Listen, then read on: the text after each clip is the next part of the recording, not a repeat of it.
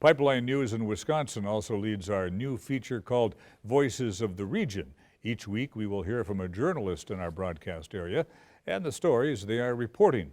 Wisconsin Public Radio reporter Danielle Kaeding begins tonight with news about the Enbridge Line 5 pipeline in northern Wisconsin.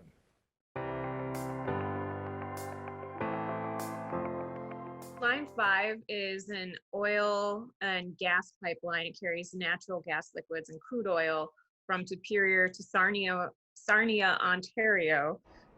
Carries about 23 million gallons of oil and natural gas liquids per day.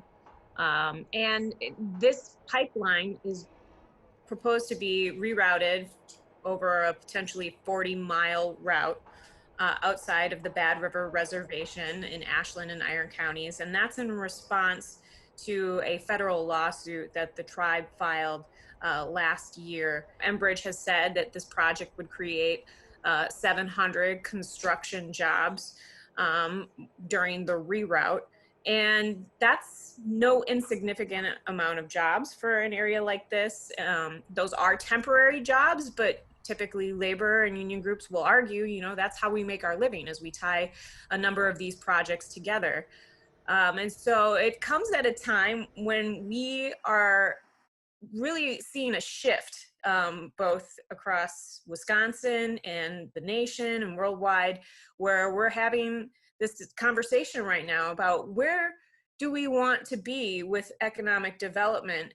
Because last week we saw Wisconsin and their climate change task force, which was convened by the Governor Tony Evers, that report suggested creating clean energy jobs and moving towards a clean energy transition and helping to transition workers in fossil fuel dependent industries. And now essentially we're seeing groups coming out in support of jobs that would maintain a pipeline that carries fossil fuels.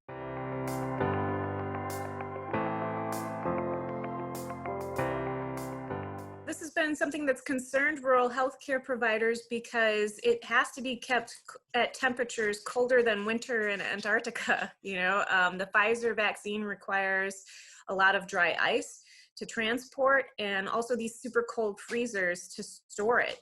And in the state, Wisconsin has 8 hubs that are going to receive the first roughly 50,000 doses of the vaccine. So it will make its way across the state, but it's kind of a question right now as to whether it'll make it out to rural areas because of some of the problems that we're seeing with keeping it cool.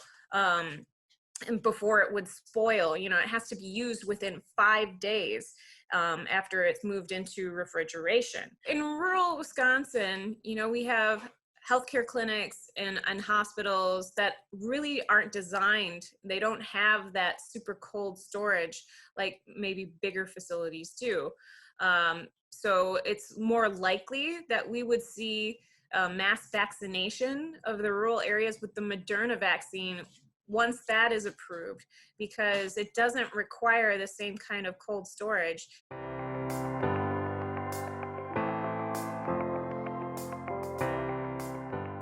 When we have peak water temperatures in the summer, that really kind of creates ideal conditions for these blooms to form. And luckily, there haven't been any toxic blooms that we've seen so far. The concentrations have been too low to cause any concern for public health or for animal health.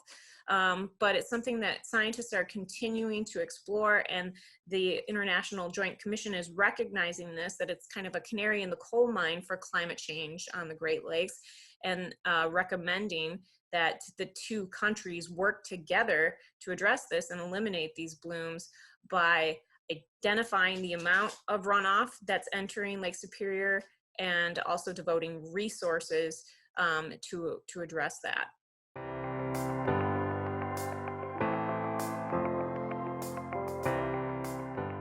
There's a lot of emotions around wolves, especially in northern Wisconsin, because this is an area where you definitely see a lot more conflicts because this is their range. And, you know, what we saw is in November, or really at the end of October, the Trump administration announced that they were going to delist most gray wolves across the lower 48 states. And so what that means is that whenever the animal is delisted or doesn't have federal protection, that would mean Wisconsin's wolf hunt would go into effect. And that season typically runs from, I believe, the first Saturday in November through the last day of February. And so that would set up a situation where if the wolf is delisted at the beginning of January, as federal officials have hoped, then potentially Wisconsin could hold a wolf hunt. But the DNR has said they are going to hold off on that, that really environmental regulators need more time to come up with an updated wolf management plan and talk with a variety of stakeholders, including tribes, about how to go about that.